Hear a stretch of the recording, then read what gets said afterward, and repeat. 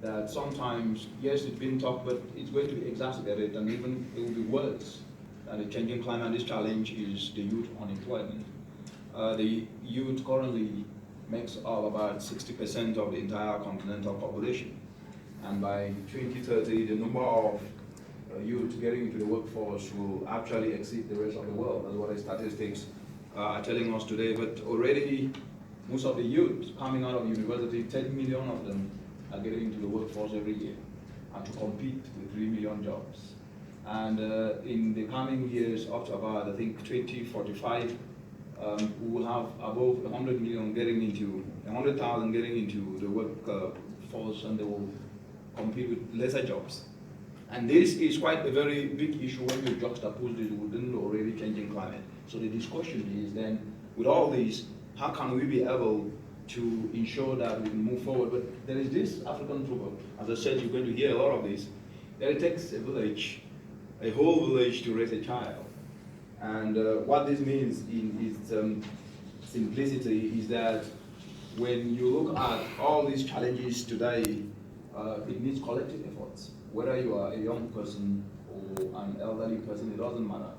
It needs collective efforts of each and everyone to be able to address this multiplicity of challenges and turn these challenges into opportunities, because what we know is that no problem of human making is beyond human beings.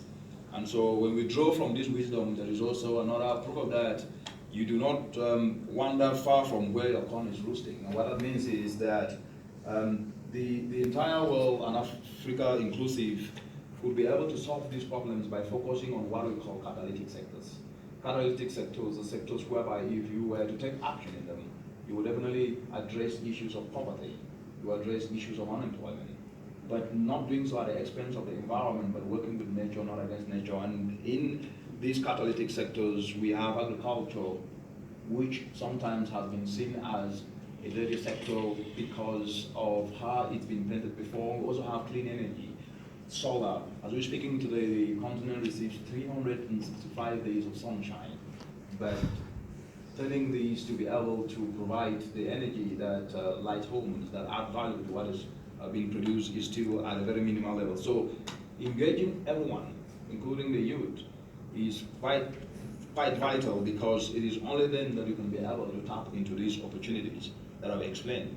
And these opportunities will entail adding value and at the same time ensuring that we can be able to do so. But the changing climate cannot be addressed as a silo issue. You will hear climate change talked about in such a way that if we are to address climate change as a standalone, then we'll be solving the world's problems. No, not necessarily.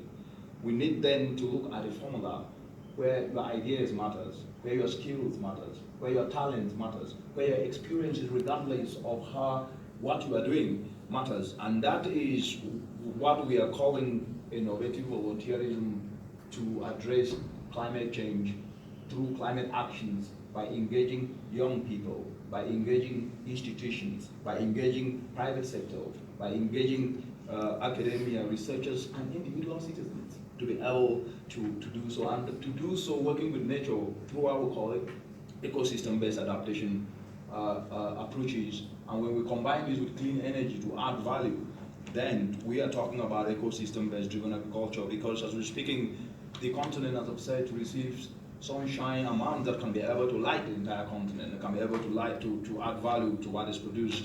And when I started off, I talked about post-harvest losses costing the continent up to about 68 billion. But what the science and practical evidence has shown is that if you are able to utilize solar energy to add value, or what is called clean energy, to what is produced, you could actually generate up to about 17 million jobs. That, what I'm telling you now, the opportunities that come as a result of addressing climate change. So climate change, though one of the defining issues that is already reshaping the contours of the world, also provides a window of opportunity, which means there needs to be a drastic paradigm shift to embrace approaches that can be able to leverage opportunities and solve the global problems. If we're talking here in Kenya, if you look at Kenya, for example, about 10 million Kenyans are suffering from food insecurity and poor malnutrition annually. Post-harvest losses, for example, if you take the maize, crop cumulatively constitute up to about 125% of total imports between 2007 and 2015, and reducing these losses by just 75%.